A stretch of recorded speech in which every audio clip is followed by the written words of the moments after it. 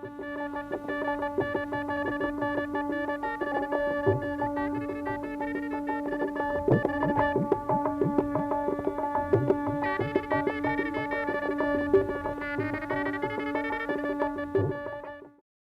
प्रदेशवासियों, भारत के 75वें स्वतंत्रता दिवस की हार्दिक बधाई एवं शुभकामनाएं।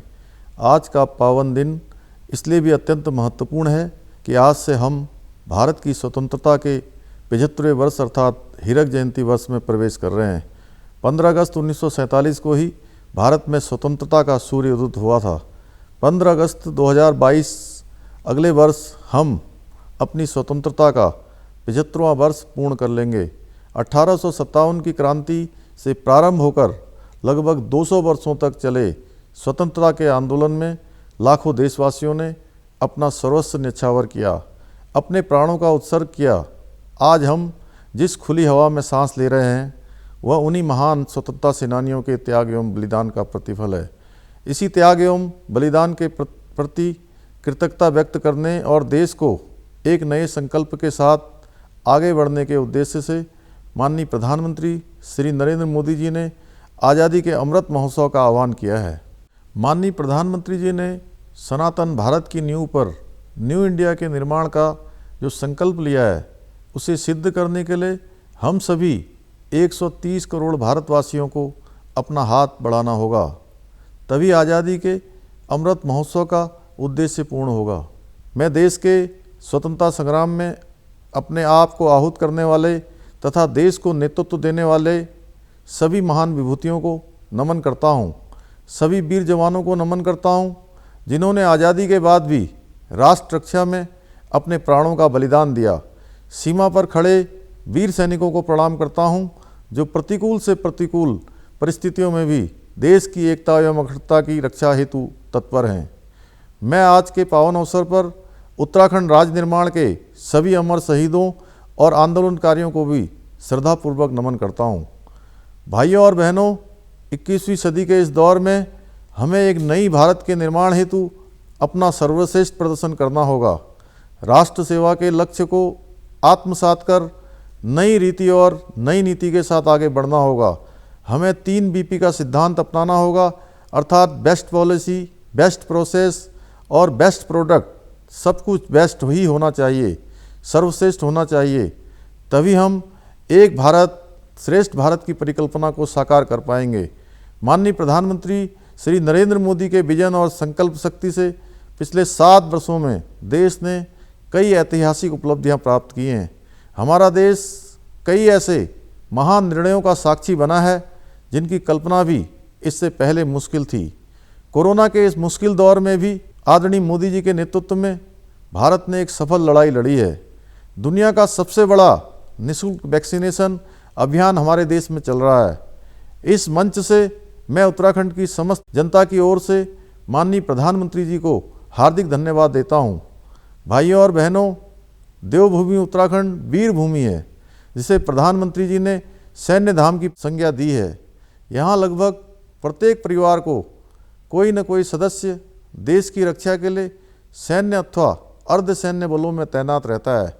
हमारा प्रदेश 2 तरफों से अंतर्राष्ट्रीय सीमाओं से घिरा हुआ है। हमारे यहाँ जो लोग सेना में नहीं हैं वह भी एक प्रकार से सीमावर्ती इलाकों में देश के प्रहरी के रूप में रहते हैं। हमारी सरकार शहीदों के परिवारजनों के साथ खड़ी है। हमने शहीद सैनिकों के परिवार के एक सदस्य को उसकी योग्यता अनुसार सरकारी नौकरी देने का प्रावधान किया है। विशिष्ट सेवा पदक से अलंकृत सैनिकों को अनुमन्य राशि में कई गुना बढ़ोतरी की गई है। उत्तराखंड से द्वितीय विश्व युद्ध की वीरांगनाओं एवं पूर्व सैनिकों को प्रतिमाह दी जाने वाली पेंशन को 8,000 रुपये से बढ़ाकर 10,000 रुपये करने का भी निर्णय लिया गया है। यह एक कृतज्ञ राष्ट्र की ओर से हमारे वीर सैनिकों को एक छोटा सा उपहार मात्र है।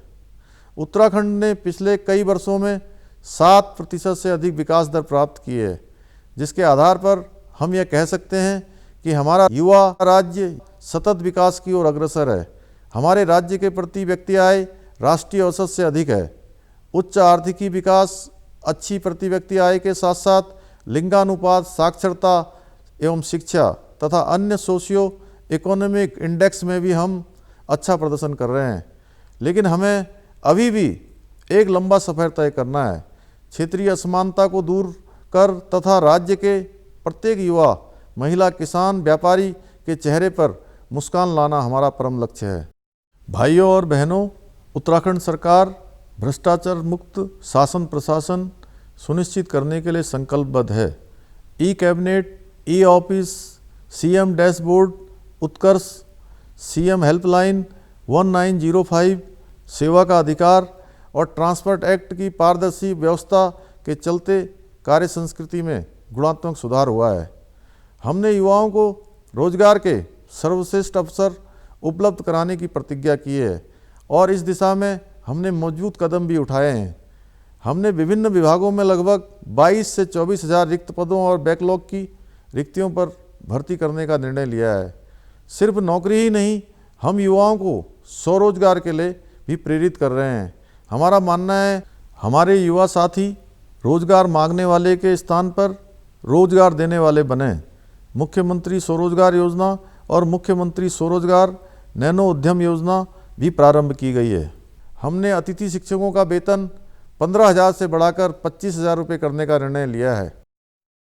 राज्य के मेडिकल कॉलेजों में एमबीबीएस इंटर्न के स्टाइपेंड को 7,500 रुपये से बढ़ाकर 17,000 रुपये प्रति माह किया गया है। संघ लोक सेवा आयोग, पीसीएस, एनडीए, सीडीएस और उसके समकक्ष प्रतियोगी परीक्षाओं में लिखित परीक्षा पास करने पर परिवार की आर्थिक स्थिति के आधार पर अभ्यर्थी को साक्षात्कार की तैयारी के लिए 50,000 रुपये की वित्तीय सहायता दी जाएगी। भाइयों और बहनों, लगभग 1.5 वर्ष से हमारा प्रदेश कोविड महामारी से लड़ रहा है।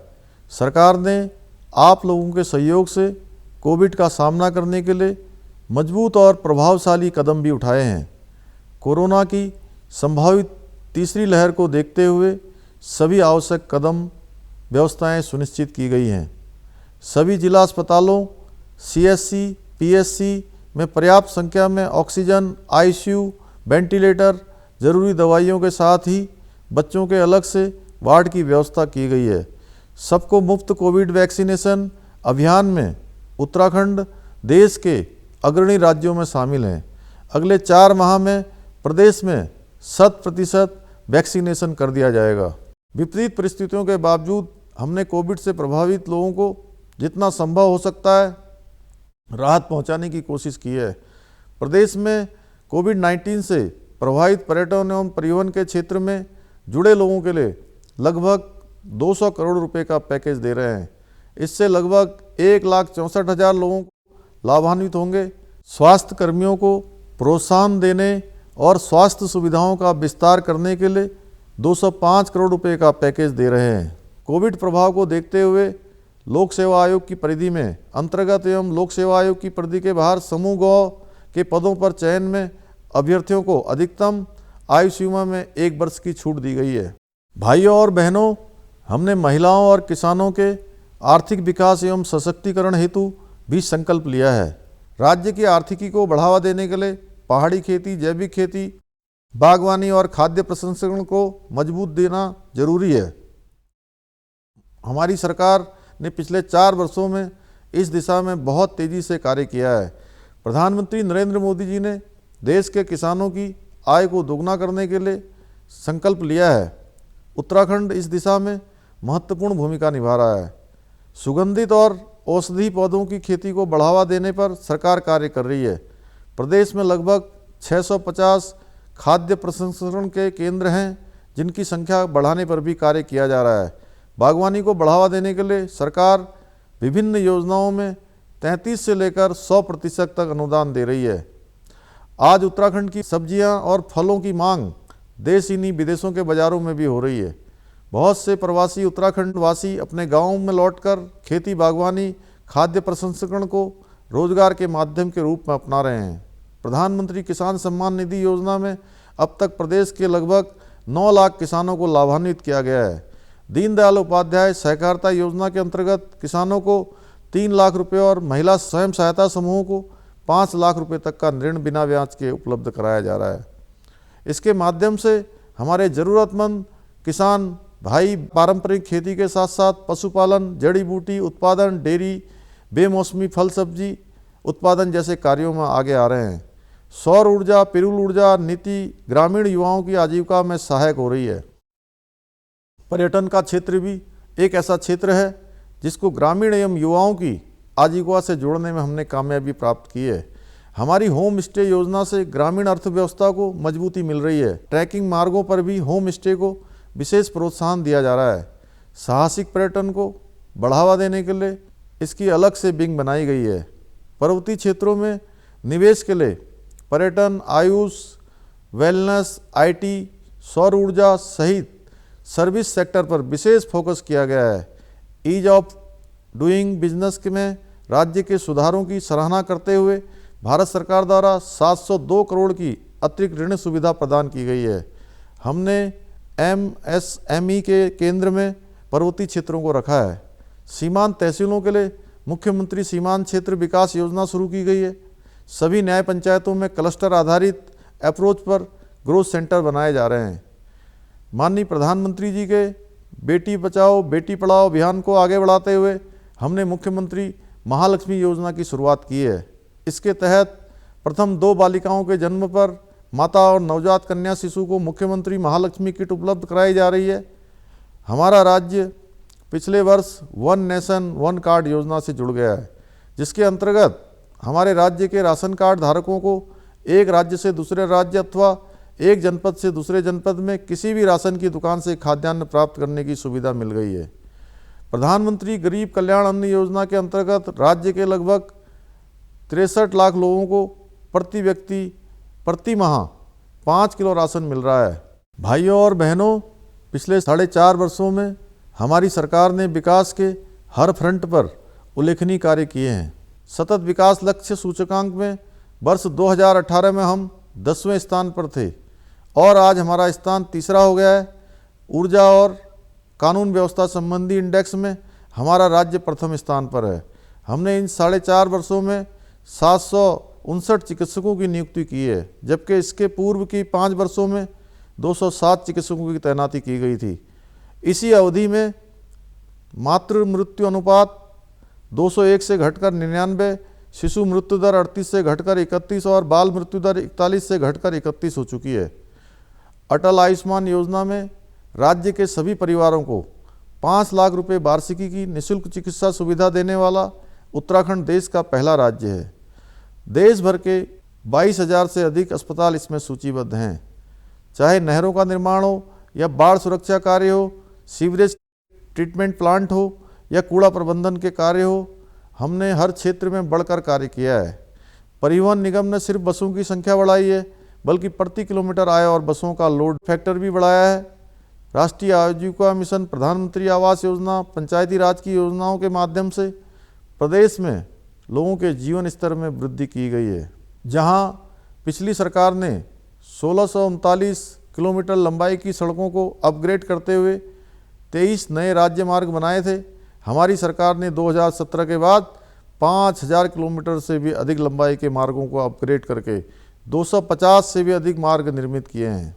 भाइयों और बहनों, स्वतंत्रता दिवस के इस पावन अवसर पर यह उपलब्धियां हमें यह विश्वास दिलाती हैं कि उत्तराखंड विकास की दिशा में तेज़ी से अग्रसर है और ऐसा कोई कारण नहीं है कि हम देश के शीर्ष राज्य न बन पाएं। विकास की इस यात्रा में हमें केंद्र सरकार का भी भरपूर सहयोग मिल रहा है। केंद्र सरकार द्वारा 1 लाख करोड़ रुपए से भी अधिक की विभिन्न परियोजनाएं प्रदेश के लिए स्वीकृत हुई हैं। 125 किलोमीटर लंबी ऋषिकेश कर्णप्रयाग रेल परियोजना, 889 किलोमीटर की ऑल वेदर रोड परियोजना पर तेजी से कार्य किया जा रहा है। बीआरओ द्वारा पिथौरागढ़, चमोली, उत्तरकाशी आदि सीमांत जनपदों में सड़कों और पुलों का निर्माण किया जा रहा है। प्रदेश में नए राष्ट्रीय राजमार्गों के लिए 1000 करोड़ रुपए और केंद्रीय सड़क नीति के अंतर्गत लगभग 915 करोड़ रुपए की स्वीकृति प्राप्त हुई है। वह समय दूर नहीं है जब दिल्ली से देहरादून केवल 2 घंटे में आ सकेंगे। हरिद्वार देहरादून का सफ़र अब केवल 45 मिनट में पूरा किया जा रहा है। देहरादून से टिहरी झील के लिए 2 लेन टनल, पीलीभीत खटीमा राष्ट्रीय राजमार्ग के निर्माण के लिए केंद्र से सहमति मिली है। बरसों से रुके हुए डोबरा चाटी पुल के पूरा होने से प्रतापनगर और टिहरी के बीच 80 किलोमीटर की दूरी कम हुई है और क्षेत्र की जनता को राहत मिली है। जौलीकांड एयरपोर्ट को अंतर्राष्ट्रीय स्तर का बनाया जा रहा है। ऊधम सिंह नगर में ग्रीनफील्ड एयरपोर्ट विकसित किया जा रहा है। उत्तराखंड पहला राज्य है जहां उड़ान योजना में हेली सर्विस शुरू की गई है। माननीय प्रधानमंत्री जी के मार्गदर्शन में केदारनाथ धाम का पुनर्निर्माण करते हुए इसे पहले से भी अधिक भव्यता प्रदान की गई है। बद्रीनाथ धाम के लिए भी कार्य योजना बनाई जा रही है। इसके अतिरिक्त भारतमाला परियोजना, भारत नेट फेज 2, जमरानी बहुउद्देशीय परियोजना, Namami Gange, smart city project जैसी कई परियोजनाएं उत्तराखंड के विकास में अपना योगदान दे रही है। दिल्ली रामनगर कार्बेट इको ट्रेन चलाने की भारत सरकार ने सैद्धांतिक सहमति दी है। टनकपुर बागेश्वर के बीच ब्रॉडगेज सर्वे और डोईवाला से गंगोत्री यमुनोत्री रेल लाइन के सर्वे की भारत सरकार द्वारा सहमति दी गई है। हरिद्वार देहरादून रेल लाइन के दोहरीकरण का कार्य जल्दी पूरा किया जाएगा। सांस्कृतिक नगरी अल्मोड़ा और पौड़ी को परस्पर रेल मार्ग से जोड़ने की संभावनाएं तलाशी जाएंगी। इस संबंध में मैं शीघ्र ही रेल मंत्री जी से मुलाकात करूंगा। पिछले 4 वर्षों में केंद्र सरकार के सहयोग से उत्तराखंड में अनेक उच्च स्तरीय संस्थाओं की स्थापना हुई है। इसमें drone application centre, CIPET coast guard भर्ती centre, national law university, centre of excellence on natural fibre, science city आदि शामिल हैं। भाइयों और बहनों, इस बार टोक्यो ओलंपिक में हमारे देश के खिलाड़ियों ने ऐतिहासिक प्रदर्शन किया है। जहां एक ओर भारत को एथलेटिक्स में पदक मिला है, वहीं दूसरी ओर हमारी पुरुष और महिला हॉकी टीम ने सेमीफाइनल तक का सफर तय किया है। हमारे प्रदेश की बेटी वंदना कटारिया ने महिला हॉकी टीम में शानदार प्रदर्शन करते हुए हम सभी का सर गर्व से ऊंचा किया है। इससे उत्साहित होकर हमने प्रदेश में खेलों को प्रोत्साहित करने के लिए नई खेल नीति बनाने का निर्णय लिया है। देहरादून में खेलो इंडिया स्टेट लेवल सेंटर और स्पोर्ट्स साइंस सेंटर का निर्माण किया जाएगा। उत्तराखंड के सभी 13 जनपदों में न्यूनतम एक सेंटर स्थापित किया जाएगा। भाइयों और बहनों, बच्चे हमारा देश का भविष्य हैं। हम इनके सर्वांगीण विकास के लिए प्रतिबद्ध हैं। कोविड महामारी के कारण हमारे बच्चों का पढ़ाई और उनके रहन सहन पर काफ़ी कुप्रभाव पड़ा है। कोविड काल में प्रभावित परिवारों के निराश्रित बच्चों को वात्सल्य योजना का सहारा दिया है। ऐसे बच्चों को 21 वर्ष की आयु तक 3000 रुपये प्रति माह दिए जाएंगे। राज्य सरकार इन बच्चों को एक अभिभावक की तरह पूरा संरक्षण करेगी। स्कूलों के बंद रहने के कारण बच्चों की पढ़ाई भी प्रभावित हुई है, लेकिन मैं सभी शिक्षक वर्ग का अभिनंदन करना चाहता हूं, जिन्होंने ऐसे कठिन समय में भी ऑफलाइन से ऑनलाइन पढ़ाई का काम शुरू किया। कोरोना की तीसरी लहर से अपने बच्चों को बचाने के लिए हमने यह निर्णय लिया है कि हम बच्चों की इम्यूनिटी बढ़ाने वाले खाद्य सामग्री का वितरण करेंगे। भाइयों और बहनों, कहा जाता है कि जननी जन्मभूमिश्च स्वर्गादपि गरीयसी, अर्थात माता और मातृभूमि का स्थान स्वर्ग से भी ऊपर है। आज स्वतंत्रता दिवस के अवसर पर संकल्प लें, राष्ट्र निर्माण और राष्ट्र सेवा के लक्ष्य में अपना 100% योगदान देंगे। हमारी सरकार सबका साथ, सबका विकास और सबका विश्वास के संकल्प के साथ आगे बढ़ रही है। हमारी सरकार अंत्योदय की भावना के अनुरूप विकास का लाभ अंतिम छोर पर खड़े व्यक्ति तक पहुंचाने का प्रयास कर रही है। हमारा एजेंडा विकास का एजेंडा है। हम काम में विश्वास करते हैं। हमने संकल्प लिया है कि हम राज्य की जनता को ईमानदार, पारदर्शी, संवेदनशील शासन देंगे। हम पिछड़े कमजोर वर्गों के उत्थान के लिए भी दृढ़ प्रतिज्ञ हैं। हमें आप सभी का मार्गदर्शन और सहयोग चाहिए। मैं आपको विश्वास दिलाता हूं कि शीघ्र ही आने वाले समय में हम आत्मनिर्भर और समृद्ध उत्तराखंड की भावनाओं को साकार होते देखेंगे।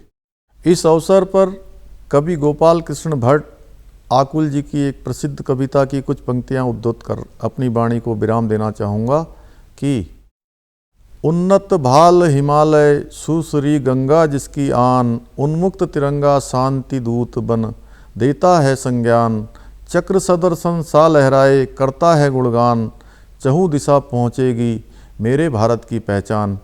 एक बार पुनः आप सभी को स्वतंत्रता दिवस एवं आज़ादी के अमृत महोत्सव की बहुत बहुत बधाई। जय हिंद, जय उत्तराखंड।